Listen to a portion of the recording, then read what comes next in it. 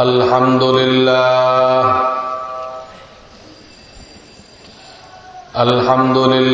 नहमदुहु व नस्तईनुहु व नस्तगफिरुह व नु'मिनु बिही व नतवक्कलु अलैहि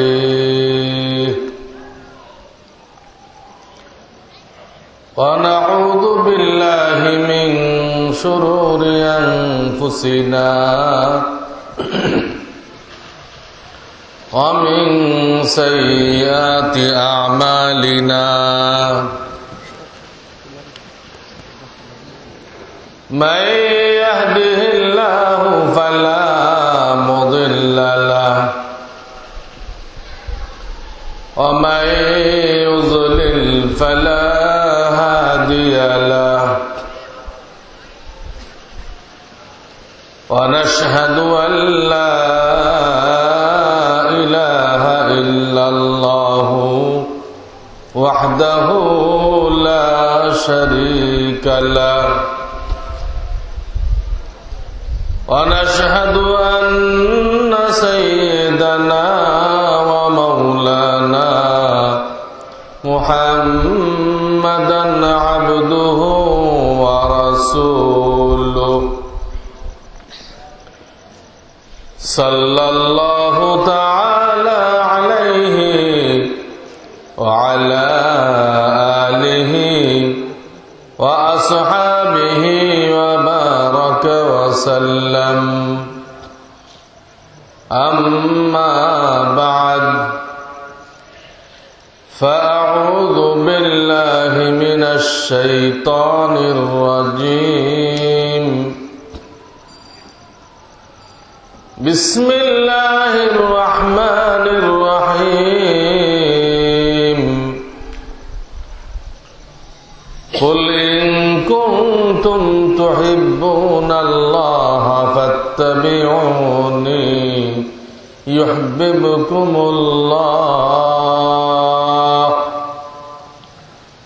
व यग़फिर लकुम ज़ुनूबकुम अल्लाहु गफूरुर रहीम।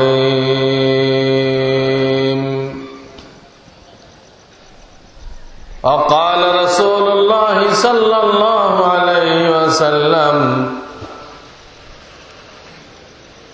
मन जअलल क़ुरआन अमामहु क़ादहु इलल जन्नह व मन जअलहु खल्फ़ ज़हरिही साक़हु इलन नार। सदक़ल्लाहुल अलियुल अज़ीम व सदक़ रसूलुहुन नबियुल करीम व नहनु अला ज़ालिका मिनश शाहिदीन वश्शाकिरीन। बारकल्लाहु लना व इय्याकुम फिल क़ुरआनिल हकीम। जनाब सदर जलसा, उलमाए किराम और कुरानेर आशिक नबीजी सल्लल्लाहु अलैहि वसल्लम सुन्नतेर आशिक मुसलमान भाईरा, अल्लाह ताआला बड़ मेहरबानी करे आमादेरके এই হামিদিয়া মাদ্রাসার ওসিলায় প্রত্যেক বছর হক্কানি উলামায়ে কেরামের বয়ান শোনার তৌফিক দান করতেছেন। আলহামদুলিল্লাহ, এটাই মাদ্রাসার একটা বহুত বড় অবদান। বড় বড় ডাক্তার রাস্তায় পাওয়া যায় না, বড় বড় হাসপাতালে ক্লিনিকে খুঁজতে হয়। উলামায়ে কেরাম রুহানি ডাক্তার, এরাও যেখানে সেখানে আসে না। তাদেরকে পাইতে হলে যেখানে মাদ্রাসা আছে, কোরআন হাদিসের চর্চা হয়, সাধারণত এইসব জায়গাকে তারা প্রাধান্য দিয়ে থাকে। এই ধরনের মাদ্রাসা যে এলাকায় থাকে তারা হাক্কানি উলামায়ে কেরামের বয়ান শোনার সুযোগ লাভ করে, যার দ্বারা আমাদের ঈমান তাজা হয়ে যায়, গুমরাহি দূর হয়, আমাদের মধ্যে হেদায়েত চলে আসে। আল্লাহ তাআলা এই মাদ্রাসাকে কিয়ামত পর্যন্ত কায়েম রাখেন। কিছু ভাই এই দিক থেকে উঠে সামনে আসেন তো, এই কোনায় যারা আছে এই পাশে আসেন। আমার কথা বোঝেন নাই? সামনে যেহেতু লোক নেই, লোক হয়ে গেছে বাম পাশে, ওখান থেকে ওঠেন, পশ্চিম সাইডে আসেন, উঠে এই পাশে চলে আসেন। এই জায়গাটা ভরেন, পিছনে খালি থাকুক, আপনার এই জায়গাটা ভরেন। একবারে সামনে গাইতেছে কেন? উঠে এই পাশে চলে আসে, একদম এই পাশে, পশ্চিম পাশে, এই পাশে চলে আসে। খালি জায়গাটা ভরতে হবে, পিছনে খালি থাকুক, পিছনে খালি থাকুক। আপনারা এক বরাবর করে বসেন। প্রত্যেকটা জিনিসের সৌন্দর্য আছে। সব লোক ডান কাতারে দাঁড়াইলো, বাম কাতারে কোনো মুসাল্লি নেই, হবে? নামাজ হবে? সব এইদিকে বসছে, এদিকে লোক নেই। এই পিছন থেকে আরো কিছু লোক এই পাশে আসেন, এসে খালি জায়গাটা পূরণ করেন। নিজেরা দেখতে হয়, এতটুকু আকল প্রত্যেকে থাকতে হবে যে এই মাহফিলের সৌন্দর্য কিভাবে হবে। লোক কম হোক, এই কম লোক দিয়ে সৌন্দর্য পয়দা করতে হবে।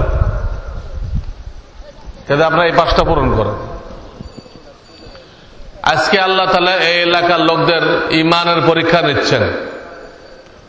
আজকের এই মাহফিল এই এলাকার লোকদের জন্য ঈমানের পরীক্ষা, যে আপনি আল্লাহ রসুলকে মহব্বত করেন না ক্রিকেটকে মহব্বত করেন। এটা ভীষণ পরীক্ষা আল্লাহ নিচ্ছেন। যারা আল্লাহ রসুলকে মহব্বত করে তারা চলে আসছে এখানে, তারা প্রমাণ পেশ করে দিয়েছে, আল্লাহ আমরা ক্রিকেটের দলের না, শয়তানের ডিম এটা নিয়ে চালাচালি করবে আর ওর জন্য সময় নষ্ট করা হবে। মুসলমানের হায়াত আল্লাহর ইবাদতের জন্য, মুসলমানের হায়াত এই সমস্ত বদমাইশি করার জন্য না, শয়তানি করার জন্য না। এর মধ্যে কি ফায়দা আছে? এই যে ক্রিকেটের খেলা হইতেছে, এর মধ্যে দিন দুনিয়ার কি ফায়দা আছে? কোনো ফায়দা নেই। এর জন্য বুড়া বুড়া লোকেরা দাড়ি পেকে গেছে, রাত জেগে জেগে এটা দেখতেছে। কি আছে? 1 লাখ টাকাও যদি দেয়, কোন আল্লাহওয়ালা এটা দেখবে না। তুমি 1 ঘন্টা দেখলে তোমাকে 1 লাখ টাকা দেওয়া হবে, দেখবে না। এরকম বেহুদা কাজের জন্য আমাদের হায়াত না। 2 সেকেন্ড ব্যয় করে একবার সুবহানাল্লাহ পড়লে আল্লাহ তাআলা বেহেশতের মধ্যে এত বড় ফলের বাগান দান করবেন যে দুনিয়ার একটা দ্রুতগামী ঘোড়া 100 বছর দৌড়ায় ওই বাগান পার হইতে পারবে না। এই যে সুবহানাল্লাহ কইলেন, 1 বাগান পেয়ে গেছেন। 100 বার বলেন, আল্লাহ আপনাকে 100 বাগান দান করবেন। আর যারা ক্রিকেট দেখতেছে, এরা কয় বাগান পাইতেছে জান্নাতে? বলেন, কোন বাগান পাইতেছে না জাহান্নাম হাসিল করতেছে? জাহান্নাম। আমাদের জান মাল সময় আল্লাহর জন্য উৎসর্গিত একটা মানুষ যখনই পড়ে লা ইলাহা ইল্লাল্লাহু মুহাম্মাদুর রাসূলুল্লাহ সাল্লাল্লাহু আলাইহি ওয়াসাল্লাম পড়ছি কিনা? আমরা পড়ছি কিনা? এটা পড়ার সাথে সাথে আল্লাহর সাথে ওয়াদা হয়ে যায় যে আল্লাহ, আমি আমার জান মাল তোমাকে দিলাম, তুমি মেহেরবানি করে তোমার জান্নাত আমার জন্য বরাদ্দ করে দাও। আমার জান আমার মাল, আমার আওলাদ সব তোমাকে দিয়ে দিলাম। আল্লাহকে দেওয়ার কি অর্থ? কালেমা পড়ার সাথে সাথে জান, মাল, আওলাদ সব আল্লাহকে দিয়ে দিলাম। আল্লাহর এগুলো দরকার আছে? আল্লাহকে দেওয়ার অর্থ হলে যে এইগুলো তোমার হুকুম মতো, তোমার নবীর তরিকা মতো ব্যবহার করব, আমার কাছে থাকবে। কিন্তু আমি আমার ইচ্ছা মতো, আমার মর্জি মতো ব্যবহার করব না। ব্যবহার আমি করব, কিন্তু তোমার ফয়সালা অনুযায়ী, তোমার নবীর তরিকা অনুযায়ী আমি ব্যবহার করব। এই হলো আল্লাহকে দেওয়ার অর্থ। আমরা কালেমা পড়ছি না, বলে আমাদের জান মান আল্লাহকে দিয়ে দিছে না? তো আল্লাহ কোরআনে বলে দিচ্ছেন, ইন্নাল্লাহা আশতারা মিনাল মুমিনিনা আনফুসাহুম ওয়া আমওয়ালাহুম বিআন্না লাহুমুল জান্নাহ। সূরা তাওবাতে পরিষ্কার বলে দিয়েছেন আল্লাহ, তোমরা যারা কালেমা পড়ছো, মুমিন হয়ে গেছো, তোমরা আমার সাথে একটা বেচাকেনা করেছো। কি বেচাকেনা? তোমাদের জানমাল আমাকে দিয়ে দিয়েছ, আর আমি আমার জান্নাত তোমাদের জন্য লিখে দিয়েছি। তাও লিখছে কয়বার? ওয়াদান আলাইহি হাক্কান ফিত তাওরাতি ওয়াল ইনজিলি ওয়াল কুরআন। তাওরাতেও লিখে দিছি, ইনজিলেও লিখে দিছি, কোরআনেও লিখে দিছি। মনে করেন আপনার ব্রিটিশ পর্চা হয়ে গেছে জান্নাতের, পাকিস্তান পর্চা হয়ে গেছে, বাংলাদেশ পর্চা হয়ে গেছে জান্নাতের, সব পর্চা হয়ে গেছে। ফাস্তাবশিরু বিবাইইকুমুল্লাযী বায়াতুম বিহি। হে মুমিনগণ, আল্লাহর সাথে যে বেচাকেনা করলা, এই বেচাকেনাতে খুশি হয়ে যাও। এর থেকে উত্তম বেচাকেনা আর হয় না। ওয়াযালিকা হুয়াল ফাওজুল আযীম। আল্লাহ বলতেছে এটাই সবচেয়ে বড় কামিয়াবি। আজকাল কামিয়াবি কাকে বলা হয়? যদি একটা সম্মানজনক টাকা পয়সা রোজগার করতে পারে, একটা বিল্ডিং দিতে পারে, একটা গাড়ি খরিদ করতে পারে, কিছু ব্যাংক ব্যালেন্স থাকে, তো বলা এই লোকটা কামিয়াব, এই লোকটা সফল কাম, এই লোকটা বড় হুঁশিয়ার, চালাক, জ্ঞানী। ঠিক কিনা? কিন্তু গাড়ি আর বাড়ি হলে তাকে সফল কাম বলা হবে, এর কোন দলিল কোরআন হাদিসে আছে? এইটা যদি সফল কাম হইতো, সবচেয়ে বড় সফল কাম হইতো কারুন। কে? কারুন। আল্লাহ শুধু তার চাবির হিসাব দিয়েছেন, চাবির, আলমারির চাবির হিসাব দিয়েছেন। তার চাবিগুলো বহন করতে 70 জন মোটা তাজা শক্তিশালী লোক হিমশিম খাইতো। তার আলমারি বা সিন্ধুকের চাবিগুলো বহন করতে মোটা তাজা 70 জনের একটা দল হিমশিম খাইতো। ওয়া ইন্না মাফাতিহাহু লাতানু বিল উসবাতি উলিল কুওয়া। শক্তিশালী, আল্লাহ শর্ত লাগিয়েছে শক্তিশালী 70 জন। তা না হলে আপনারা কি কইতেন? কি 70 জন মিলে চাবি উঠাইতে পারলো না? তাহলে এই লোকগুলো মানে হাসপাতালতে নেওয়া হয়েছিল। আপনারা মনে করতেন না 70 জন মিলে একটা লোকের চাবি নিতে পারতেছে না, তাহলে হাসপাতালতে আনা হয়েছে এদেরকে। এই জন্য আল্লাহ কোরআনে শর্ত লাগিয়েছে উলিল কুওয়া, সাংঘাতিক শক্তিশালী মজবুত স্বাস্থ্যওয়ালা, হাসপাতালের লোক না এরা। গাড়ি বাড়ি থাকলে যে কামিয়াবি হইতো, এই কারুন কামিয়াব হইতো। হয়েছে কামিয়াব, সে জমিনে গাড়তেছে এবং হাদিস আছে কিয়ামত পর্যন্ত গাড়বে। গাড়ি বাড়ি থাকলে যদি কামিয়াবি হইতো, সাদ্দাত কামিয়াব হইতো। এত সুন্দর সে বেশ তৈরি করছিল তার বুঝ মতো, ভিতরে ঢুকতে পারছিল? পারেনি। আমরা অনেকে সারা জীবনের মেহনতের পয়সা দিয়ে বিল্ডিং তৈরি করি, যেদিন ঢুকবে উদ্বোধন করবে তার আগের দিন শেষ হয় কিনা? এই যুগেও হইতেছে কিনা? সাদ্দাদের কিচ্ছা এই জায়গাও ঘটতেছে কিনা? এখনো ঘটতেছে। একদিনও ভোগ করতে পারলো না। কিসের কামিয়াবি? এইগুলো কামিয়াবির কিছু না। পয়সা কোটি দ্বারা কামিয়াবি হইলে ফিরআউন সবচেয়ে কামিয়াব হইতো, আবু জাহাল কামিয়াব হইতো। হয়েছে কামিয়াব? হবে না। কামিয়াবি একমাত্র ঈমান আমলের মাধ্যমে আল্লাহ তাআলা দান করেন। ঈমান আমল যে ঠিক করে আল্লাহ তারপর রাজি হয়ে যান এবং আল্লাহ তাকে সুখ শান্তি দান করেন।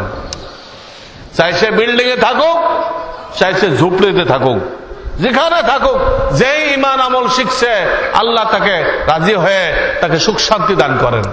সে দুনিয়াতেও সুখী, কবরেও সুখী, হাসরেও সুখী, সে জান্নাতের মালিক হয়ে গেল। শান্তি বিল্ডিং এর মধ্যে না, শান্তি ঈমান আমলের মধ্যে। যেই ঈমান আমল শিখবে সে যেখানে থাকবে আল্লাহ ওইখানে শান্তি পৌঁছাই দিবে। সে বিল্ডিং ও শান্তি, টিনের ঘরেও শান্তি, ঝুপড়িতেও শান্তি। আর যদি আপনার আমার কাছে ঈমান আর আমল না থাকে আর ফিরআউনের মতো রাজত্ব পান, আপনি কারুনের মতো দৌলত জমা করেন আর সাদ্দাদের মতো বিল্ডিং তৈরি করেন, খোদার কসম আপনি শান্তি পাবেন না। ওইসব বিল্ডিং এর মধ্যে শান্তি রাখে নাই। যাদের কাছে দিন নেই তারা ওই বিল্ডিং এর মধ্যে অশান্তিতে আছে। যাই দেখেন তার সংসারে এত মজাদার খানা পাকানো হইতেছে, কিন্তু তার জন্য ওগুলো খাওয়া নিষেধ, তার আলসার হয়ে গেছে। তার ঘরে সুন্দরী বিবি আছে, কিন্তু আপনি জানেন না ওই বিবি নাফরমান, স্বামীর একটা কথাও মানে না। স্বামী অসুখে পড়ে হাহা করতে আছে আর উনি ব্যাগ একখান কান্দে নিয়ে মার্কেটে ঘুরতেছেন। এরকম বিবি থাকলে কি শান্তি হলো না অশান্তি হলো? স্বামী অসুস্থ, আধা বেহুশ হয়ে পড়ে আছে আর উনি ভানাসি ব্যাগ কান্দে নিয়ে টোটো করতেছে কোথায়? মার্কেটে। হ্যাঁ, ওনার সেই কলেজের বয়ফ্রেন্ডদের সাথে মোবাইলে মোজ মারতেছে। ইংরেজরা আমাদের মেয়েদেরকে ধ্বংস করে দিছে, ইসলাম বিবর্জিত শিক্ষা দিয়ে ধ্বংস করে দিছে। চেহারার পর্দা মেয়েদের একসময় শিথিল হয়, চেহারার পর্দা 60-70 বছর বয়স চেহারার পর্দা শিথিল হয়, কিন্তু মৃত্যু পর্যন্ত চুলের পর্দা শিথিল হয় না, চুল দেখানো যায় নেই। কিন্তু ইংরেজরা পয়লাই আমাদের মেয়েদের মাথাকে খালি করে দিছে। দিছে কিনা? দিছে কিনা? এইগুলো শেখানোর জন্য পাগল হয়ে গেছি আমরা। এইগুলো আমাদের মাথায় খুব বুঝে আসছে। আজ স্কুল কলেজ করার জন্য কত জায়গা পাওয়া যেতেছে, কিন্তু মাদ্রাসা করার জন্য মুরগির খোপ। বুঝেন, আমাদের কাছে আখিরাতের কোনো মূল্য আছে কি? এই জামানার মুসলমানদের কাছে কোনো মূল্য আছে? যেটা ফরজ, এলমে দিয়ে শিক্ষা করা ফরজ। মাদ্রাসা থেকে আলেম ওলামা তৈরি হবে, তারা প্রত্যেকটা গ্রামে যায় মুসলমানদেরকে আল্লাহ ওয়ালা বানাবে। মাদ্রাসা থেকে আলেম ওলামা তৈরি হবে, তারা প্রত্যেকটা গ্রামে যায় ওই গ্রামবাসীকে আল্লাহ ওয়ালা বানাই দিবে। তারা দুনিয়া তো সুখী হবে, কবরও সুখী, আখিরাতও সুখী। কিন্তু মাদ্রাসা যদি জায়গায় না থাকে, জায়গায় নেই, কয়জন পড়তে পারে? দুনিয়ার জরুরত বুঝে আসছে আমাদের, এই জন্য স্কুল কলেজের জায়গার অভাব হয় নাই। কিন্তু আখিরাতের জরুরত বুঝে আসে নাই, আখিরাতের প্রয়োজন আমাদের বুঝে আসে নাই। ওটা বিশ্বাস হতেছে না আসলে আখিরাত আছে কিনা, ওখানে জীবনের প্রত্যেকটা কাজের হিসাব দিতে হবে কিনা, এটা বিশ্বাস নেই। যে কারণে এর জন্য না জায়গা আছে, না কেউ ছেলে দিতে রাজি আছে, না কেউ চান্দা দিতে রাজি আছে। জায়গাও নেই, ছেলে দিতেও রাজি নেই, চান্দা দিতেও রাজি নেই। কিন্তু একদিন আসবে এক এক হাবের সাহেবকে আল্লাহ তাআলা সর্বনিম্ন জান্নাতের 10টা টিকিট দিবেন। সর্বনিম্ন কয়টা টিকিট দিবেন? এক এক হাবের সাহেবকে আল্লাহ তাআলা জান্নাতের সর্বনিম্ন 10টা দিবেন। আর যারা বেশি খেদমত করছে তাদেরকে বেশি দিবেন। সেই দিন যত ব্যারিস্টার আছে, উকিল আছে, ডাক্তার আছে, সব ওই হাবের সাহেবদের পায়ে পড়তে হবে। ভাতিজা, তোমার এত দাম বুঝতে পারি নাই, তোমার অবজ্ঞা করছিলাম। পায়ে পড়তে হবে একটা টিকিটের জন্য। আল্লাহকে অধিকার দিবেন তোমার আত্মীয় স্বজন থেকে এমন 10 জনকে বাছনি করো যাদের জন্য জাহান্নাম ওয়াজিব হয়ে গেছে, তুই তাদেরকে টিকিট দাও, সাথে করে বেহেশতে লয়ে যাও। সেদিন ব্যারিস্টারদের খবর হবে, সেদিন উকিলদের খবর হবে যে আমরা ব্রিটিশ ল পড়ছিলাম। ব্রিটিশ ল দুনিয়াতে না দাম আছে।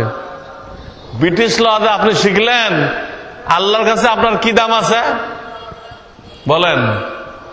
আপনি ব্রিটিশ ল পড়লেন, ব্যারিস্টার হইলেন, তা আল্লাহর কাছে কোনো দাম আছে? 1 পয়সা দাম আছে? কোনো দাম নেই। দুনিয়ায় কিছু পয়সা রোজগার করতে পারবেন, দুনিয়ায় কিছু পয়সা রোজগার করতে পারবেন, এটা দিয়ে আখিরাতের কিছু হবে না। এই জন্য বলতেছিলাম ভাই, আজকে এই মাদ্রাসার সভা, এটা আল্লাহর পক্ষ থেকে বিরাট পরীক্ষা যে আল্লাহ রসুলকে, কোরআনকে কে মহব্বত করে, আল্লাহ এদেরকে দেখতে চান। আল্লাহ রসুল, কোরআন, হাদিসকে এই এলাকার কে কে মহব্বত করে। এখানে ফেরেশতারা সবার ফটো তুলতেছে, আমাদের জন্য তো হাউস করে ফটো তোলা হারাম। পাসপোর্টের জরুরতে তুলতে পারেন, হাউস করে ফটো তোলা হারাম, কিন্তু ফেরেশতারা এখানে ফটো তুলতেছে, হাসরের ময়দানে পেশ করা হবে। তাহলে এই লোকগুলো আল্লাহ রসুলের পক্ষে ছিল, কোরআন হাদিসের পক্ষে ছিল, আল্লাহ এদেরকে বিনা হিসাবে মাফ করে দিবেন। কিন্তু এই মাহফিলের ঘোষণা শুনে যারা টেলিভিশন ছাড়তে পারে নাই, তাদের হাসর কাদের সাথে হবে? তাদের হাসর ওই ইংরেজ, ইহুদ, খ্রিস্টান, কাফের যারা এই খেলা চালু করছে মুসলমানদের নামাজ নষ্ট করার জন্য, মুসলমানদের দিন নষ্ট করার জন্য, এগুলো কাফেরদের ষড়যন্ত্র। এইখানে এত দূরের থেকে ওলামায়ে কেরাম আসছে, ঢাকার থেকে 5 ঘন্টা লাগছে আমাদের আসতে, 5টা ঘন্টা বসে আছে, কিন্তু 1 ঘন্টার জন্য তারা খেলা ছাড়তে পারে নাই। 1টা ঘন্টার জন্য তারা খেলা ছাড়তে পারে নাই। এরাই শয়তানি কাজের এত প্রেমিক হয়েছে। পরীক্ষা হয়ে গেল, আল্লাহর কাছে পরীক্ষা হয়ে গেল। যারা আসতে পারে নাই তারা ইহুদ নাসারার দলে চলে গেল, যারা আসছে তারা কোরআন হাদিসের দলে চলে গেল। হাসরের ময়দানে আল্লাহ সব দেখাই দিবেন, এটা ভিডিও দেখাবেন, তখন কিছু বলার থাকবে না। ক্রিকেট প্রেমিকরা কিছুই বলতে পারবে না, তোমরা কেন আসো নাই, তোমাদের দরবারে হক্কানি আলেমরা কি ছিল? আমরা আল্লাহর জন্য আসছি, আমরা এখানে আসছি আল্লাহর জন্য। আমরা ওয়াজের কোনো হাদিয়া নেই না, খুব ভালো করে শুনে রাখেন। আমার পীর ও মুর্শিদ হযরত মাওলানা শাহ আবরারুল হক রহমাতুল্লাহ আলাইহি, যিনি মাওলানা আশরাফ আলী থানভী সাহেবের সর্বশেষ খলিফা, তিনি বলে দিয়েছেন আমাদেরকে, মাদ্রাসা পড়ায় বেতন নাও, ইমামতি করে বেতন নাও, বিলকুল জায়েজ, কিন্তু বিভিন্ন জায়গায় যে ওয়াজ করো, দাওয়াত দাও, এটা নবীওয়ালা কাজ। আর তামাম নবীগণ আল্লাহর জন্য আল্লাহ দিন পৌঁছাই দিচ্ছেন, এই কথা কোরআনে প্রত্যেক নবীর সাথে আলোচনা করছেন আল্লাহ। প্রত্যেক নবীর সাথে এই কথাটাও বলা আছে, লা আসআলুকুম আলাইহি মিন আজর ইন আজরিয়া ইল্লা আলাল্লাহ। হে আমার দেশবাসী, আমি তোমাদেরকে দিনের কথা শোনাইতেছি, আল্লাহর কথা শোনাইতেছি, আমি তোমাদের থেকে কোনো বিনিময় নিব না। আমি আমার এই পরিশ্রমের বিনিময় আমার মাওলা কারীম থেকে নিব। এই কথা কোরআনে একবার আর দুইবার বলা হয় নাই। একটা হাফেজ দেখে গুনান, সে গুনে বলো কয়বার বলা হয়েছে, কয়বার বলা হয়েছে। আমার পীর মুর্শিদ বলছেন, নবীরা যখন বিনিময় নিতেন না, তোমরা যখন দাওয়াতের জন্য কোন এলাকায় যাইবা, তাবলীগের জন্য কোন এলাকায় যাইবা, আল্লাহর জন্য কথা বলো, কোনো বিনিময় নেবে না। আমরা কোনো হাদিয়া নিতে আসি নাই। আমরা মাদ্রাসার শিক্ষক, ক্লাসের ফাঁকে ফাঁকে আমরা বিভিন্ন এলাকায় যাই, 5 ঘন্টা জার্নি করে আসছি, আবার বয়ান শেষ করে আবার 5 ঘন্টা জার্নি করে ইনশাল্লাহ ঢাকায় পৌঁছবো। তা আপনাদের এখানে 1 ঘন্টা বয়ান করার জন্য 10 ঘন্টা জার্নি করতে পারলাম। আর এই এলাকার লোকেরা ক্রিকেটের মায়া ত্যাগ করতে পারলো না। এরা আল্লাহর কাছে কি জবাব দিবে? এরা আল্লাহর কাছে কি জবাব দিবে? আল্লাহ বলবে না কথা যে আলেমরা 10 ঘন্টা জার্নি করছে তোমাদের কিছু কথা শোনানোর জন্য। আল্লাহর হস্তে তুমি তাদের সম্মানে 1 ঘন্টা ক্রিকেট বন্ধ করে ময়দানে যেতে পারো নাই? তুমি আমার নেয়ামতে ডুবেছিলে, আমার দেওয়া খানা তুমি খাইছো, আমার দেওয়া পানি পান করছো, আর তুমি শয়তানের গোলামি করছো, ইহুদি নাসারাদের গোলামি করছো। আমার দিনের কথা তোমার কাছে মজা লাগে নাই? তুমি কি হিসাবে আমার জান্নাত চাও? হিসাব বলো, কি হিসাবে জান্নাত চাও আমাকে বলো। একটু আগে আপনাদের সভাপতি সাহেব বলছেন আমাকে যে আমার দিলটা ভেঙে গেছে যে মাহফিলে লোক আসে নাই। আমি ওনাকে সান্ত্বনা দিলাম যে আপনি ঘাবড়াবেন না, আপনাদের দায়িত্ব ছিল ব্যবস্থাপনা করা, আলেমদেরকে নিয়ে আসা, এনে হেদায়েতের কথা শোনাই দেওয়া। আপনাদের দায়িত্ব আপনারা পালন করছেন। এটা প্রত্যেক মাদ্রাসার দায়িত্ব। তারা শুধু ছাত্র পড়াইলে দায়িত্ব আদায় হবে না, তারা মাঝে মাঝে আলেম ওলামাকে এনে ওই পুরা এলাকার লোকদেরকেও মাদ্রাসা ছাত্র বানাই দিবে, তাদেরকেও আল্লাহওয়ালা বানাই দিবে। এটা মাদ্রাসা আল্লাহদের দায়িত্ব, কিন্তু আপনারা দায়িত্ব আদায় করছেন। আসা না আসা আপনাদের দায়িত্ব না, এটা আপনাদের এখতিয়ার না, এটা এলাকার লোকদের দায়িত্ব। যে জান্নাতে যাওয়ার দরকার মনে করে সে আসবে, যার আল্লাহ জান্নাতের দরকার নেই, যার আল্লাহর জান্নাতের দরকার নেই সে আসবে না। তার জন্য আপনার আমার পরেশান হওয়ার দরকার নেই। তসলিমা নাসরিন তো কয়ে দিছে আমার মা শেষ রাত্রিতে তাহাজ্জুদ পড়ে। কোন মৌলবী কয়ে দিছে শেষ রাত্রিতে তাহাজ্জুদ পড়লে জান্নাত পাওয়া যাবে? আমার মা পড়তেছে, তার পাশে মজাক করছে। কত বড় খবিস দেখেন, কত বড় নাস্তিক তৈরি হয়েছে এই ব্রিটিশ সিলেবাস থেকে। বহু নাস্তিক তৈরি হয়েছে, অন্যগুলো মুখ খোলে না ভয়তে যে আলেম ওলামার আন্দোলনে দেশের থেকে দেশান্তর হওয়া লাগবে। বাকি তসলিমা নাস্তিক গুলো মুখ খুলতেছে না, কিন্তু আপনি মনে করেন না ওই একটাই নাস্তিক হয়েছে, ঘরে ঘরে নাস্তিক হয়েছে। এই ব্রিটিশ সিলেবাস যারা চালু করে গেছিল তারা নিজেরাই বলে গেছে, লর্ড ম্যাকেল নিজেই বলে গেছে যে আমাদের শিক্ষা গ্রহণ করার পরে এদেশের লোকজন রং আর বর্ণের দিক দিয়ে ভারতীয় থাকবে, মন মস্তিষ্কের দিক দিয়ে কৃষ্টি কালচারের দিক দিয়ে বিলাতি হয়ে যাবে, লন্ডনী হয়ে যাবে। হয় নাই? আরে বলেন না কেন হয় নাই? না হলে এই ক্রিকেটের এত পাগল হলো কেন? যদি লন্ডনী না হইতো তো ক্রিকেটের প্রেমী কেন হলো? কেন তার বডির মধ্যে নবীজির সুন্নত নেই? কেন সুন্নত নেই? ওই তালিমের কারণে।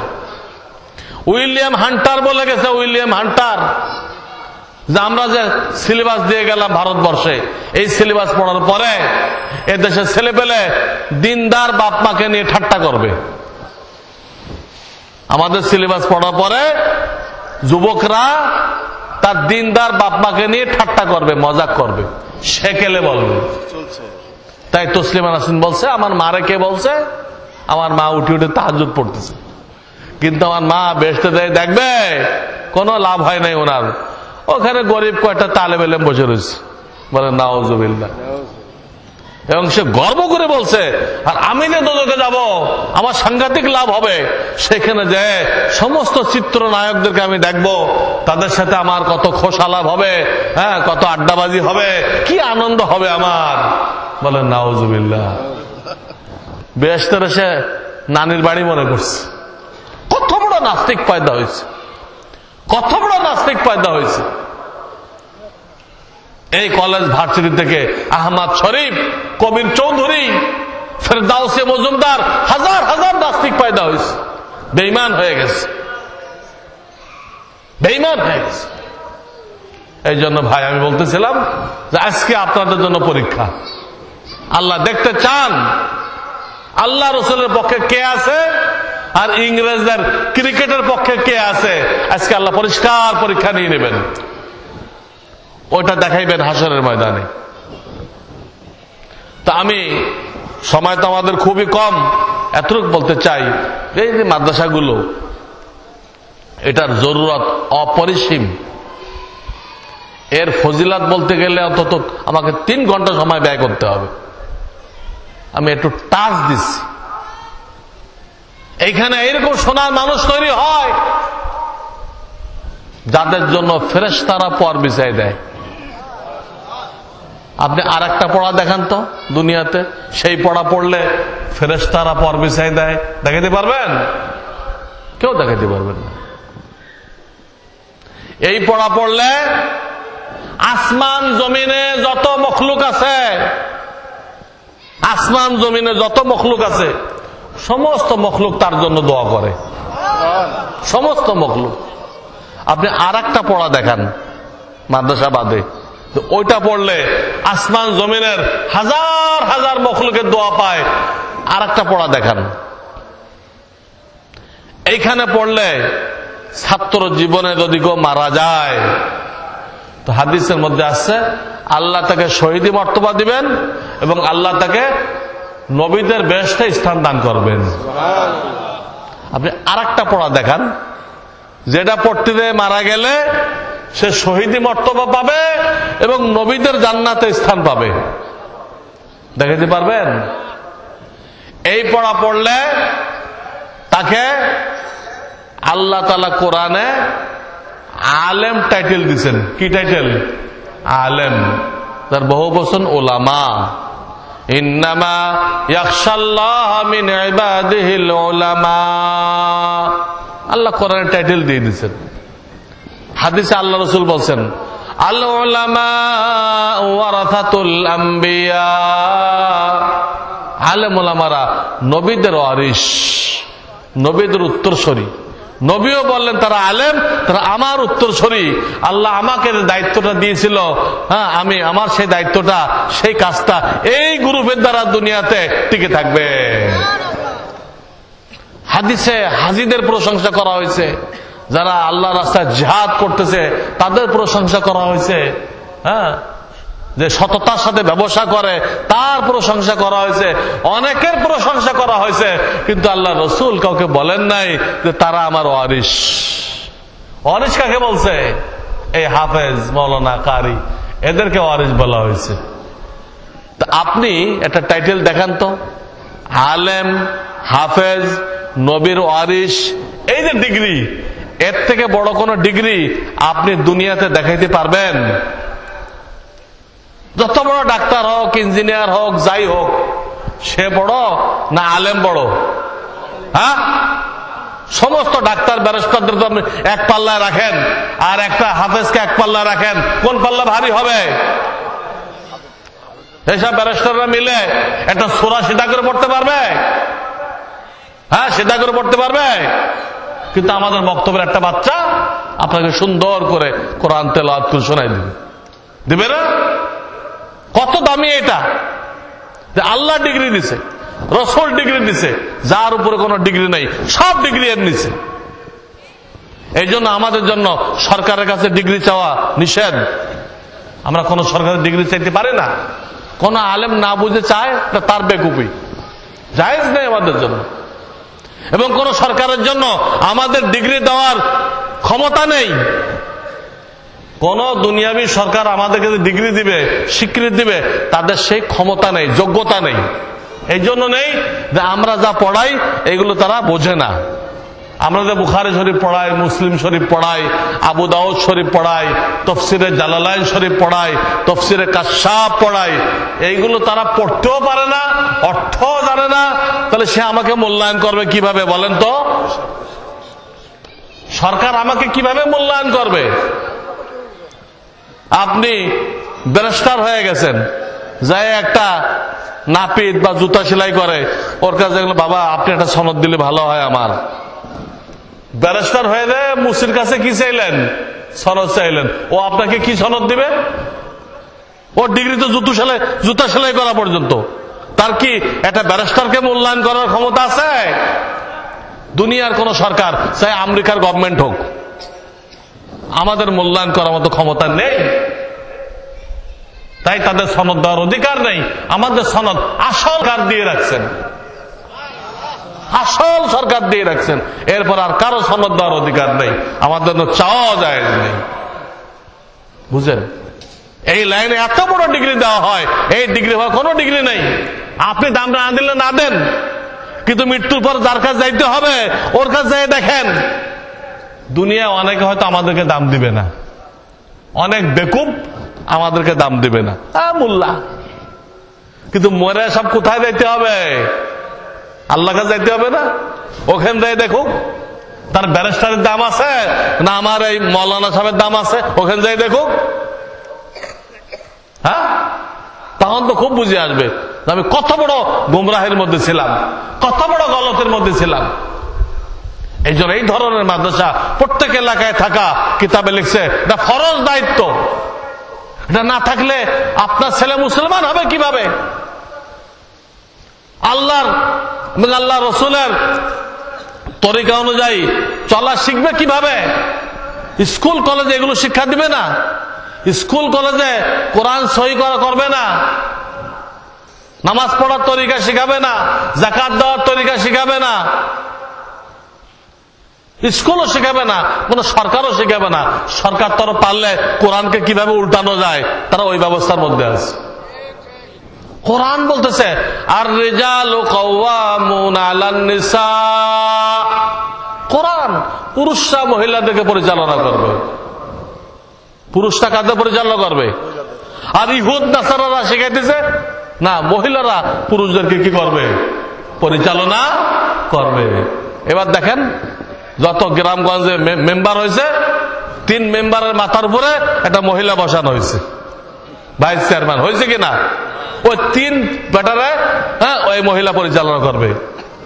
প্রত্যেকটা জায়গায় ইহুদ নাসারারা পরিকল্পনা করে, ষড়যন্ত্র করে আল্লাহর আইনের বিরুদ্ধেটা আমাদের উপর চাপাই দিচ্ছে। কিন্তু আমাদের কাছে কোরআনের এলেম না থাকায় আমরা ওইগুলোকে বাস্তবায়ন করতেছি। আমরা কোনো কথায় ইহুদ নাসারাদের প্রতিবাদ করতেছি না। ইসলামে সহশিক্ষার কোনো অবকাশ আছে? সহশিক্ষা, ছেলে মেয়ে যুবক যুবতী একসাথে পড়বে, এর কোনো অবকাশ আছে? পর্দা ফরজ, এই ফরজ কোথায় গেল? কিন্তু ইংরেজরা চাপাই দিছে আমাদের উপরে, আমরা ওটাকে খুশির সাথে গ্রহণ করছি এবং তার জন্য জায়গা দেওয়ার জন্য ব্যস্ত হয়ে গেছি যে এটা না হলে হবে না, এটা না হলে আল্লাহর নাফরমানি শিখবে কোত্থেকে? কত বড় গুমরাহের মধ্যে আমরা আছি, কত বড় গুমরাহের মধ্যে আমরা আছি। কাজে এই লাইনে এমন লোক তৈরি হবে যারা আপনাদেরকে আল্লাহর সাথে জুড়ে দিবে, আল্লাহ ওয়ালা বানাই দিবে। আপনার ছেলে মাদ্রাসায় পড়ে, আপনি মারা গেছেন, এই ছেলের ওসিলায় আল্লাহ আপনার কবর আযাব মাফ করে দিবে। কবর লম্বা হাদিস আছে, হাদিস বলতে গেলে টাইম লাগবে, আমি সারমর্ম বলতেছি। কবর আযাব মাফ। হাসরের ময়দানে আল্লাহ তাআলা আপনাকে নূরের টুপি দান করবে, ফেরেশতারা আপনাকে রিসিপশন করে নিয়ে যাবে এবং আপনার ছেলে আলেম হাফেজ হয়েছে, তাকে আল্লাহ যত উপরে দিবে জান্নাতের, আপনি হয়তো মূর্খ বাপ মা, আল্লাহ আপনাকেও জান্নাতের অত উপরে স্থান দান করবে। ফাজাইলে কোরআন পড়েন না তাবলীগ জামাতে? আপনাদেরকে তাবলীগ জামাত আছে? সম্পূর্ণ হক্কানি জামাত, সহি জামাত। যারা মাদ্রাসায় পড়ার তৌফিক লাভ করে নাই, আল্লাহ তাদের জন্য একটা মোবাইল মাদ্রাসা চালু করে দিচ্ছেন, চলতি ফিরতি মাদ্রাসা চালু করে দিচ্ছেন। এখানেও ঘোরাফেরা করলে আপনার ভিতরে অন্তত চলার মতো একটা এলেম এসে যাবে। তো ওইখানে যে ফাজাইলে কোরআন পড়া হয়, ওখানে হাদিস আছে, মাজমাউজ জাওয়ায়েদের রেফারেন্স দিয়ে হাদিস আনা হয়েছে যে আল্লাহ তাআলা হাফেজ মাওলানা এদেরকে জান্নাতের যত উপরে স্থান দিবেন। কোরআনের আয়াত কয়টা? 6600। এই সব জায়গায় এই উত্তর দেয়। এটা আমাদের ধ্বংসের একটা কারণ। আজকে মুসলমানরা আল্লাহর কালামের আয়াত সংখ্যাটাও জানে না। মুসলমানরা কোরআন থেকে এত দূরে চলে গেছে যে তারা কোরআনের আয়াতের সংখ্যাটাও বলতে পারে না। আপনাদের কোরআন শরীফ খোলেন তো, প্রত্যেক সূরার সাথে আয়াত নাম্বার দেওয়া আছে যে এই সূরাতে এতগুলো আয়াত, এগুলো ক্যালকুলেটর দিয়ে যোগ করেন কিভাবে 6600 হয়। হয় না তো, এটা একটা গলত কথা। সহি কথা হলো 6236টা আয়াত, 6236টা আয়াত। এটা আমরা জানি না। আমরা এক একজন বিরাট পণ্ডিত হয়ে বসে আছি, পণ্ডিত হয়ে বসে আছি, কোরআনের আয়াতের সংখ্যাও জানি না। তো বলতেছিলাম, আলেম হাফেজদেরকে আল্লাহ তাআলা এত উপরে স্থান দিবেন। আপনি তার বাপ, আপনি কিন্তু কোন ডিগ্রি নেই, আপনার পড়াশোনা করেন নাই, ওই ছেলের ওসিলায় আল্লাহ আপনাকে এত উপরে স্থান দান করবেন। অন্য কোন পড়ায় এই ডিগ্রি এরকম ফজিলত আছে আপনার কবর আযাব মাফ হয়ে যাবে, হাসরের ময়দানে নূরের টুপি আপনার মাথায় দিবে, আছে? অথবা আপনার ছেলে যত উপরে যায় আপনাকে তত উপরে জান্নাতে নিয়ে যাবে, এর কোন ঘোষণা আছে? বরং এই যে ছেলে পেলেকে আপনি কোরআন না শিখায় ইংরেজদের সিলেবাস শিখাই দিলেন, সে যখন নাকি বিপদে পড়বে তো আপনাকে দেখাই দিবে, আল্লাহ এই যে আমার বাপ দেখেন, ইনি দুনিয়ার স্বার্থে বিল্ডিং দেওয়ার জন্য, আমার টাকা দিয়ে বিল্ডিং দেওয়ার জন্য আমাকে কোরআন শিখায় নাই, আমাকে স্কুলে দিছিল, আমাকে গুমরাহ করছে। আজকে আমার এই বাপকে ডবল শাস্তি দাও এবং তারপরে অভিশাপ নাযিল করো। কোরআনের আয়াত। আরো বলবে, আল্লাহ এই বাপকে আমার সামনে পেশ করো, আমি তাকে পড়ায় পদদলিত করে মনের ঝাল মিটায়ে এরপর দোজখে যাব, তার আগে দোজখে যেতে চাই না আমি। আপনি মাথার ঘাম পায়ে ফেলে যে ছেলের জন্য ডিগ্রি আনলেন অক্সফোর্ড থেকে আর অস্ট্রেলিয়া থেকে, আপনাকে পড়াবে হাসরের ময়দানে। আর আপনার শাস্তিকে, আপনার জাহান্নামের আযাবকে ডবল করে দেওয়ার জন্য আল্লাহর কাছে ফরিয়াদ করবে। সেই দিন বুঝে আসবে যে দিন না শিখায় ডাক্তার ইঞ্জিনিয়ার বানানোর কি শাস্তি। সন্তান আল্লাহর নেয়ামত, আল্লাহর নেয়ামত। আল্লাহ কেন দিছে? আপনি একে আল্লাহওয়ালা বানায় রেখে দেন, দিনদার বানায় রেখে দেন। আপনার মৃত্যুর পরে সে নামাজ পড়বে, রোজা রাখবে, কোরআন তেলাওয়াত করবে, মানুষকে হেদায়েতের কথা বলবে, আর তার যত নেক কাজ হবে, প্রত্যেক দিন সন্তানের যত নেক কাজ হবে ওই বরাবর নেক আমল আপনার কবরে আপনার আমলনামার সাথে যোগ হবে। আমরা মারা যাওয়ার পরও যাতে নেকি চলতে থাকে, এর জন্য আল্লাহ সন্তান দান করছেন। আপনি সেই সন্তানকে এরকম বকলম বানাই দিলেন, উনি ব্যারিস্টারি বই পড়তে পারে, কোরআন পড়তে পারে না। এটা শেখার দরকারই মনে করে নাই, দরকারই মনে করে নাই। কিছুদিন আগে আমি মাদ্রাসায় বসে আছি, একটা কাজ ছিল আমার, এই কাজ করতে করতে রাত 2টা হয়ে গেছে। কয়েকটা লোক আসছে জানালা দিয়ে, হুজুর আমার দাদা মরে গেছে, কিছু হুজুর দেন। কেন? কোরআন শরীফ পড়তে হবে। আমি ছাড়াই মাদ্রাসা আর কেউ জাগনা নেই, সবাই ঘুমানো এখন, আমি কোত্থেকে লোক দিব? তাহলে তোমরা পড়ে দাও। আমরা তো পারি না, আমরা কোরআন শরীফ পড়তে, আমরা তো আইএ বিএ পড়ে আমরা এগুলো পারি না। তোমার আব্বারে বলো, তোমার আব্বারে বলো পড়ে দিতে। তো আমার আব্বাও পারে না, আমার আব্বাও পারে না। আল্লাহ তাহলে ওই পড়ার জন্য কোরআন পড়ার কোনো দরকার নেই। যখন উনি নিজের ছেলেকেও শেখান নাই, নিজের নাতি নাতকুরকেও শেখান নাই, তাহলে উনি ওনার কাছে কোরআনের কোনো দাম ছিল না, কোরআনের কোনো দাম ছিল না। ইমান নিয়ে মরছে না বেঈমান হয়ে মরছে আল্লাহ ভালো জানে, কিন্তু ওই লোকের জন্য কোরআন পড়ার কোনো দরকার নেই। এমনি গাড়ি রাখেন জমিনের মধ্যে। আমি পরিষ্কার বলে দিলাম, উনি যখন কোরআনের দরকার মনে করেন নাই, ওনার জন্য এটা দরকার নেই। কারণ এই মাদ্রাসার দরকার আছে কিনা বলেন? কে আপনাদেরকে বুঝাইবে? আমরা ঢাকা থেকে কয়বার আসবো? এইখানে লোক তৈরি করতে হবে, আপনাদের ছেলেদেরকে তৈরি করতে হবে, তারা আপনাদেরকে বুঝাবে, বুঝায় আল্লাহর পথে নিয়ে আসবে, রসুলের তরিকায় নিয়ে আসবে। আপনি দুনিয়াতেও কামিয়াব, আখিরাতেও কামিয়াব। রাজি আছেন আপনারা? এর জন্য বড় জায়গায় দিতে হবে মাদ্রাসা, কয়েক হাজার লোকজন পড়তে পারে, এবং আপনাদের সন্তান দিতে হবে। যাদের সন্তান নেই তারা নাতি নাতকুট দিবেন, এবং এর জন্য সাহায্য দিতে হবে। মাসে মাসে কিছু দিবেন, বাৎসরিক কিছু দিবেন। এটা আপনি মাদ্রাসাকে দিলেন না, এটা আল্লাহর ব্যাংকে আপনি অ্যাকাউন্ট খুললেন। আল্লাহর ব্যাংকে কি করলেন? অ্যাকাউন্ট খুললেন। আল্লাহ তাআলা হাসরের ময়দানে ওই ব্যাংকের মতো 10 গুণ আর 12 গুণ না, কত লক্ষ গুণ দিবেন আল্লাহ ভালো জানেন। বরং একা আসছে বেগয়রে হিসাব, এত গুণ দিবেন যে আমাদের কোনো মেশিনে ওটা আসবে না, আমাদের কোনো ক্যালকুলেটরে ওটা হিসাব আসবে না, এত গুণ আল্লাহ বাড়াই দিবেন। কিন্তু এইখানের দানটা, হ্যাঁ, একথা মনে করবেন না যে আল্লাহরে দিলেন, আল্লাহর ব্যাংকে আপনি অ্যাকাউন্ট খুললেন। এবং উলামায়ে কেরামের দায়িত্ব হবে, আমার আগে যে 5টা বিষয় বলে গেল, ওই 5টা বিষয়ের এলেম অর্জন করা ফরজে আইন, এই বিষয়গুলো আপনাদেরকে শিখাই দিবে। কথা বুঝতেছেন? আমার আগের হুজুর বলে গেছে না, ঈমান ঠিক করা 1 নম্বর, কি 2 নম্বর ইবাদত বন্দেগী সুন্নত মোতাবেক করা, 3 নম্বর রিজিক হালাল রাখা, বলেন না কেন, 4 নম্বর বাপ মা সহ বান্দার হক আদায় করা, বান্দার হক আদায় করা, 5 নম্বর অন্তরের 10টা রোগের চিকিৎসা করা, একে বলা হয় আত্মশুদ্ধি। কি বলা হয়? হক্কানি ওলামাদের সোহবতে বসলে এই কাজটা হয়, আর কোনো মেডিসিন নেই। এই 5টা বিষয়ের এলেম অর্জন করা ফরজে আইন।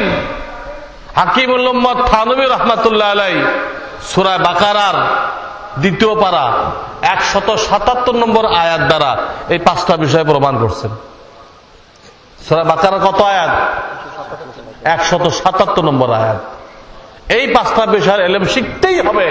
তালাবুল ইলমি ফারিজাতুন আলা কুল্লি মুসলিম, মাওলানা মুফতি হওয়া ফরজে কিফায়া। কিন্তু এই 5টা বিষয় শিক্ষা করা কি প্রত্যেক মুসলমান নর নারীর উপরে ফরজে আইন। হাসরের ময়দান আল্লাহ জিজ্ঞেস করবেন। আজকে দেখার তো পয়লাটা কোন মসজিদে ইমানের তালিম হয়? কোন মসজিদে ইমানের তালিম হইতেছে? অথচ ইমান সবচেয়ে জরুরি, শুধু ইমান দিয়েও বেহেশতে যাওয়া যাবে। আজকে সেই ইমানের তালিম নেই। কিন্তু ইমান যদি গলত হয়ে যায়, আপনার নামাজ রোজা হজ যাকাত কোনো কাজে আসবে না। সেই ইমানের তালিম নেই। ইমান কতগুলো বিশ্বাসের নাম, এর তালিম জরুরি। 2 নম্বর কি? ইবাদত বন্দেগী সুন্নত অনুযায়ী করা। আজকে আজানের সুন্নত নেই, ইকামতের সুন্নত নেই, মসজিদে ঢোকার 5 সুন্নত আমরা জানি না, বেরোনোর 5 সুন্নত জানি না, নামাজের 51 সুন্নত জানি না, বিবাহ শাদী হিন্দুয়ানি তরিকা হইতেছে, জীবনের শেষ পর্ব কাফন দাফন, সেখানে পর্যন্ত সুন্নত নেই। কেউ মারা গেলে শর্ট টাইমে দাফন করতে হয়, কত 2-3 ঘন্টার মধ্যে দাফন করতে হয়, কারণ মুমিনের কবর মুমিনের জন্য জান্নাতের বাগান। আমরা কি শর্ট টাইমে করি না দেরি করি? অমুক আসবে তমুক আসবে, দেশে নিতে হবে, সব না জায়েজ। মুর্দাকে কবরে রাখতে হবে সম্পূর্ণ ডাইন কাতে করে, সম্পূর্ণ ডাইন কাতে। তার সিনা, তার চেহারা কিবলার দিক থাকবে। সিনার মধ্যে কলব আছে, কলবের মধ্যে ঈমান আছে। জীবিত মানুষ যেভাবে শোয়, মুর্দাকে কবরে ওইভাবে শোয়াইতে হবে। কিন্তু আপনি বাংলাদেশে যান, বহু এলাকা এখন পর্যন্ত বুক আকাশের দিক দেয়। কোন দিকে? আর ঘাটটারে ব্যাখ্যা করে কেবলার দিকে দেয়, দিয়ে বলে বিসমিল্লাহি আলা মিল্লাতে রাসূলিল্লাহ, আল্লাহর নামে রসুলের তরিকায় তোমারে রাখলাম। কই রসুলের তরিকা রাখছেন আপনি? কোথায় রাখছেন? সিনা আকাশের দিক দিচ্ছেন, এটা রসুলের তরিকা? আলেম তো কাছে জিজ্ঞেস করবেন কবর রাখার তরিকা কি। 2 নম্বর, এই লোক সারা জীবন করছে কমিউনিজম, মানব রচিত মতবাদ নিয়েছিল, আল্লাহ রসুলের তরিকায় ছিল না। মৃত্যুর পর আপনি রসুলের দলে দিয়ে আসলেন, এটা গ্রহণযোগ্য হবে? হ্যাঁ, এক লোক সারা জীবন কথার কথা বিএনপি করতো, এটা উদাহরণ দিচ্ছি। এখন মরে গেছে, আপনি লাশটা দিয়ে আসলেন আওয়ামী লীগের কাছে, আপনার কাফন দাফনের ব্যবস্থা করেন, নিবে ওরা? এই লোক সারা জীবন তার মাথার মধ্যে শরীরের মধ্যে কোথাও নবীজির সুন্নত নেই, আরো নবীর তরিকার বিরুদ্ধে লিখসার দিছে, এরা আপনি কবরে নবীর তরিকায় দিয়ে আসলেন, গ্রহণ হবে? শোয়ানো গলত। আচ্ছা, শোয়া আসলেন, তারপরে খতম পড়ানো হয় না? খতম পড়ানো হয়, টাকা দেন কিনা? হ্যাঁ, টাকার বিনিময়ে খতম পড়ানো, টাকার বিনিময়ে তারাবি পড়ানো, ওলামায়ে কেরাম থেকে ফতোয়া নেন, জায়েজ আছে কিনা? একদম না জায়েজ, এবং মুর্দা কোনো সওয়াব পাবে না। দুনিয়ার উদ্দেশ্যে খতম পড়াইলে টাকা পয়সা দিতে পারবেন, দুনিয়ার উদ্দেশ্যে, আপনার ব্যবসায় বরকত হোক, আপনার স্বাস্থ্য ভালো হোক, ইত্যাদি ইত্যাদি। কিন্তু মাইয়িতকে সওয়াব পৌঁছাইবেন, তারাবি পড়বেন, এখানে লেনদেন করলে ওই সওয়াবটা নষ্ট হয়ে যায়। সওয়াব নষ্ট হয়ে গেলে মুর্দাকে কি পৌঁছাইবেন? তো দেখা গেল জিন্দেগির শেষ পর্ব যেটা, এইখানেও নবীজির তরিকা নেই। তারপরে বলা হয়েছে কারো ইন্তেকাল হয়ে গেলে শর্ট টাইমের মধ্যে ফারায়েজ বের করে তার স্ত্রী কত পাবে, সন্তান কত পাবে, মেয়েরা কত পাবে, সব বুঝাই দাও। আমাদের দেশে কেউ বুঝাই দেয়? 10 বছরও তো দেয় না। এই একজনের হক আরেকজন মেরে খাইতেছে, অথচ উনি হাজী সাহেব, উনি গাজী সাহেব, উনি বহুত বড় দিনদার এলাকার, অথচ আরেকজনের হক খাইতেছে। আর কোন ভাই যদি নাবালেগ থেকে থাকে তাহলে এতিমের হক খাইতেছে। তো 2 নম্বর কি ছিল? ইবাদত বন্দেগীতে সুন্নত ফিট করতে হবে। এই যে নামাজ পড়ি, হাত কিভাবে তুলতে হবে? কান বরাবর। আমার হাত দেখেন, এইভাবে তুলতে হবে না? আমরা কি এইভাবে তুলি না এইভাবে তুলি? সুন্নত নেই। পাও একদম কিবলার দিক রাখতে হবে, আমরা একদম কিবলার দিকে রাখি না, 2 দিক ছড়াই দেই। পুরা নামাজ যদি আমি বলি তো পুরা নামাজই ভুল, কিন্তু কারো কাছে শিখে নেই। আল্লাহ তাআলা জিবরাইল আলাইহিস সালামকে মানুষের সুরতে পাঠায়ে 2 দিনে 10 ওয়াক্ত নামাজ নবীজিকে ট্রেনিং দেওয়াইছেন। 10 ওয়াক্ত, আমরা 1 ওয়াক্ত ট্রেনিং দিই নাই, তা আমাদের নামাজ কেমনে সহি হবে? তো 2 নম্বর এটা। 3 নম্বর, রিজিক হালাল রাখতে হবে। ব্যবসায়ী ব্যবসার মসলা জানবে, চাকরিজীবী চাকরির মসলা জানবে। আজকাল ডেস্টিনি 2000 বেরোয়েছে, সম্পূর্ণ সুদ জুয়া। শেয়ার বাজার বেরোয়েছে, সুদ জুয়া। বহু রকম বিজনেস বেরোয়েছে, সব না জায়েজ। ইসলামের নামে ব্যাংক বেরোয়েছে, বিমা বেরোয়েছে, সব মানুষকে ধোকা দিচ্ছে। তারা শরিয়া বোর্ড বানাইছে, জিজ্ঞেস করেন তো এই শরিয়া বোর্ডের মুফতিগুলো কোন মাদ্রাসার মুফতি? একটা প্রশ্ন করেন মাত্র। তোমরা যে শরিয়া বোর্ড বানাইছো, যে এক ঝাঁক টুপিওয়ালা লোক দেখাই দিলা ভাসানের মতো মৌলবী, এটা কোন মাদ্রাসার মুফতি? তখন বোঝা যাবে সব ধোকাবাজ। মানুষের ধর্মীয় দুর্বলতার সুযোগ নিয়ে যারা জীবনও সুদ খাইতো না, তাদেরকে সুদ খাওয়ানোর জন্য এই ব্যাংকগুলো খুলছে, এই বিভাগগুলো খুলছে। খবরদার, রিজিক হালাল না রাখলে ইবাদত কবুল হবে না। 3 নম্বর, বান্দার হক। এটা খুব সিরিয়াস। বাপ মা বেঁচে থাকলে 7টা হক, মারা গেলে আর 7টা হক। আমি একটা কিতাব দিয়ে গেছি আপনাদের মোহতাম সাহেবের কাছে, এর মধ্যে সব লেখা আছে। উনি পর্যায়ক্রমে আপনাদেরকে শোনাই দিবে। বেঁচে থাকলে, বাপ মা বেঁচে থাকলে কয়টা হক? 7টা। আর মরে গেলে আর 7টা, মোট 14টা হক। যদি আপনি না জানেন কারোর পিতামাতা বেঁচে আছে, কারোর মরে গেছে, তো বেঁচে থাকলেও 7টা, মরে গেলেও 7টা, আপনি কিভাবে আদায় করবেন না জানলে? আর আপনার ছেলেকে কি শিখাইবেন? বান্দার হক এত সিরিয়াস যে আল্লাহ তাআলা বলে দিয়েছেন, আমার হক যদি নষ্ট করো আমি মাফ করতেও পারি, কিন্তু আমার বান্দার হক যদি নষ্ট করো আমি এটা মাফ করব না। খুব সিরিয়াস। এই জন্য কাউকে কষ্ট দেওয়া যাবে না, প্রত্যেকের হক আদায় করতে হবে, কাউকে কষ্ট দেওয়া যাবে না। হাদিস আসছে, যে ব্যক্তি অযথা অন্যকে কষ্ট দেয়, আল্লাহর হাবিব বলেন তাকে মুসলমান বলা যাবে না। কি বলা যাবে না? আল মুসলিমু মান সালিম আল মুসলিমুনা মিন লিসানিহি ওয়া ইয়াদিহি। বুখারী শরীফের হাদিস, বুখারী শরীফের হাদিস। আপনি মুফতি হইতে পারেন, শাইখুল হাদিস হইতে পারেন, ব্যারিস্টার হইতে পারেন, ইঞ্জিনিয়ার হইতে পারেন, হাজি হইতে পারেন, যদি আপনার দ্বারা মানুষ কষ্ট পায় আপনাকে মুসলমান বলা যাবে না। মুফতি হয়েছেন ঠিক আছে, মুফতি থাকেন, মুসলমান না আপনি। মুসলমান হইতে হলে প্রত্যেকের হক আদায় করতে হবে। আজকে কয়টা মুসলমান স্ত্রীর হক জানে? মা বোনদেরকে আল্লাহ কি কাজের জন্য পয়দা করছে এটা তাদেরকে শিখাইতে হবে না? স্ত্রীকে শিখাইতে হবে না? আমরা নিজেরাই জানি না, কি শিখাইব? কি শিখাইব? একটু গুনে রাখেন, ব্যাখ্যা করতে টাইম নেই, আমার সময় শেষ। একটু গুনে রাখেন মা বোনদেরকে কি কাজের জন্য আল্লাহ বানাইছে আর আমরা কি করতেছি। গোনেন, মা বোনদেরকে আল্লাহ সৃষ্টি করছে 1 নম্বর আল্লাহর ইবাদত বন্দেগী, 1 নম্বর। 2 নম্বর স্বামীর সেবা যত্ন।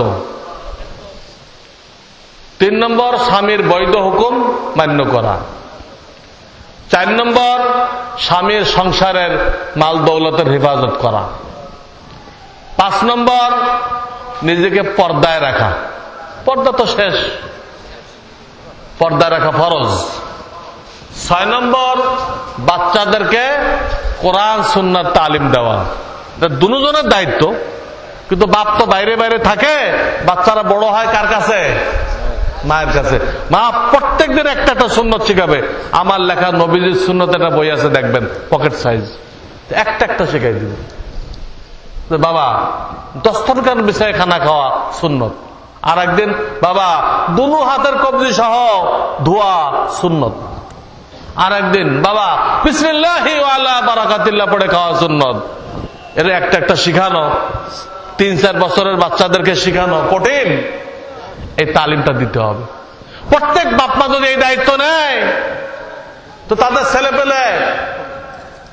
ছেলে পেলে রাসূলের সুন্নত আমল করার কারণে আল্লাহর ওলি হয়ে যাবে। কি হয়ে যাবে? সেই এলাকায় চোর ডাকাত আর থাকবে না, ওই এলাকায় চোর ডাকাত থাকবে না। থাকবে? পুলিশ আর র‍্যাব দিয়ে সমাজ ঠিক করা যাবে না। প্রত্যেক বাপমাকে দায়িত্ব নিতে হবে। কোনো কাগজ দিবেন না, এখানে চুপ করে বসে থাকেন। র‍্যাব দিয়ে সমাজ সংশোধন করা যাবে না। প্রত্যেক বাপমাকে দায়িত্ব নিতে হবে। তার ছেলে পেলেকে সে আল্লাহওয়ালা বানাইবে। তো দেখেন সমাজ সংশোধন হয় কিনা। আর 7 নম্বর দায়িত্ব মহিলা মহলে দ্বীনের দাওয়াত, দ্বীনের তালিম। জিজ্ঞেস করবে তোমার স্বামী চিল্লা লাগাইছে কিনা, তোমার স্বামীর মুখে দাঁড়িয়ে আছে কিনা, তোমার ছেলেরা কোরআন শিখছে কিনা, জিজ্ঞাসা করবে, ব্যবস্থা করবে। কটা কাজ হলো? এই 7টা কাজ যে কোনো মহিলা করবে, হাসরের ময়দানে আল্লাহ তাকে অধিকার দিবেন যে তোমার জন্য 8 রকম বেহেশতের দরজা খুলে দেওয়া হলো, যেটা ইচ্ছা প্রবেশ করো। এই 7টা কাজ করার পরে মহিলারা চাকরি করার সময় পাবে? বলেন।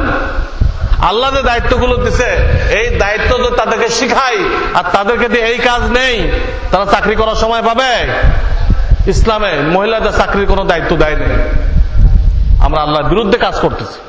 এতে আমাদের ছেলেপেলে মায়ের হাতে মানুষ হয়, মায়ের হাতে মানুষ হওয়ার সুযোগ থাকতেছে না। কাজের বুয়ার হাতে মানুষ হইতেছে, মানুষ হবে না, হেরোইন খোর হবে। মায়ের আদর সোহাগে যদি মানুষ না হয়, মা যদি এই রাস্তায় ঘোরে, ওর ছেলেপেলে মানুষ হবে না। টাকা পয়সা কামাই করে কি করবেন? এই ছেলে নষ্ট হয়ে গেলে বাপরেও গুলি করে দিবে আর মারে বটি দিয়ে জবাই করবে। পত্রিকা আসতেছে ঘটনা। এই জন্য 4 নম্বর পয়েন্ট কি ছিল? বান্দার হক আদায় করতে হবে। আর 5 নম্বর হলো মাঝে মধ্যে আল্লাহ ওয়ালাদের সোহবতে বসতে হবে, তাদের সাহচর্যে বসতে হবে, বসে অন্তরের রোগের চিকিৎসা করাইতে হবে। অন্তরের রোগের চিকিৎসা করানো ফরজ। এই রিয়া, মানুষ দেখানো। অন্তর রোগ কোনটা? মানুষ দেখানো, অহংকার করা, লোভ লালসা করা। এই যে দোকানে বসে ফাঁকি ঝুঁকি করতেছে, মাপে কম দেয়, এটা একটা রোগের কারণে। ওই রোগটার নাম হলো লোভ। রাগ, রাগ একটা রোগ, এটা কন্ট্রোল করতে হবে। আল্লাহ আল্লাহদের সোহবতে বসলে কন্ট্রোল হয়ে যায়। কন্ট্রোল না করলে দেখা যায় বুড়া বয়সে বউরে 3 তালাক দিয়ে বিপদে পড়ে গেছে, বিপদে পড়ে যাবে। এটা কন্ট্রোল করতে হবে। এইভাবে 10টা রোগ আছে। অন্তর রোগ কয়টা? এই 10টা রোগের চিকিৎসা করার নাম হলো আত্মশুদ্ধি। এর জন্য আল্লাহ প্রত্যেক জামানায় হক্কানি পীর মাশায়েখ রাখছেন। ওই বিভিন্ন মাইজ ভান্ডারি, অমুক ভান্ডারি, অমুক রশি, এগুলো না, এইগুলো না। হক্কানি সিম্পল মানুষ। হক্কানি পীরের কোন ওই বিভিন্ন থাকতে হবে, উট থাকতে হবে, এই থাকতে হবে, এগুলো না। আপনাদের মতো সিম্পল মানুষ, কিন্তু তার প্রত্যেকটা কাজ নবীজির সুন্নত অনুযায়ী। সেই হলো হক্কানি পীর। কয়টা? 5টা হয়ে গেছে। এটা মনে করে রাখেন, আপনাদের দায়িত্ব এতটুকু। ওলামাদের দায়িত্ব এই 5টা কাজ আপনাদেরকে শিখাইবে, আর আপনাদের দায়িত্ব এই 5টা কাজের উপরে আমল করা। গনেন, ঈমান শিক্ষা করা, ইবাদত বন্দেগী সুন্নত অনুযায়ী করা, রিজিক হালাল রাখা, বান্দার হক আদায় করা, আত্মশুদ্ধি করা। আল্লাহ তাআলা আমাদের সকলকে আমল করার তৌফিক দান করেন। ওয়া আখিরু দাওয়ানা আনিল হামদুলিল্লাহি রাব্বিল আলামিন।